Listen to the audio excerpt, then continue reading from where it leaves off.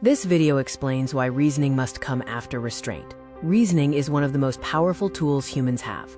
That power is precisely why it cannot be first. Ordering matters. A common assumption is that reasoning should come first. We believe we should decide, and then constrain. This ordering feels natural, but it is also dangerous. Reasoning expands the space of possible actions. It explores options, but it does not limit what is allowed. Without prior restraint, reasoning can justify almost anything. Reasoning is not neutral. It optimizes within the space it is allowed to explore. If that space includes illegitimate actions, the conclusions reached are also illegitimate. Restraint does not replace reasoning, it precedes it. It defines what is out of bounds, setting boundaries before intelligence begins its work. Restraint often feels limiting, while reasoning feels empowering.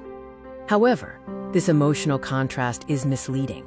Restraint is what makes reasoning safe to use. Under stress, reasoning accelerates, searching faster for solutions. If restraint is missing, this acceleration simply speeds up failure. Metastable systems often reason continuously, with analysis and planning continuing right up until collapse. What is missing is not intelligence, but restraint. At large scales, reasoning without restraint produces irreversible outcomes. Intelligence without restraint becomes a multiplier of harm rather than safety.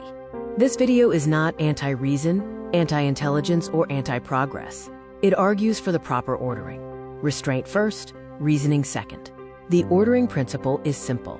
First, define what is not allowed. Then, reason within what remains. Never reverse this order. The core insight is that reasoning is a tool, not a safeguard. Restraint is the condition that makes tools safe to use. Powerful tools without conditions cause damage. The final question is not how well we reason. The question is what we refuse to reason about at all. That refusal is governance.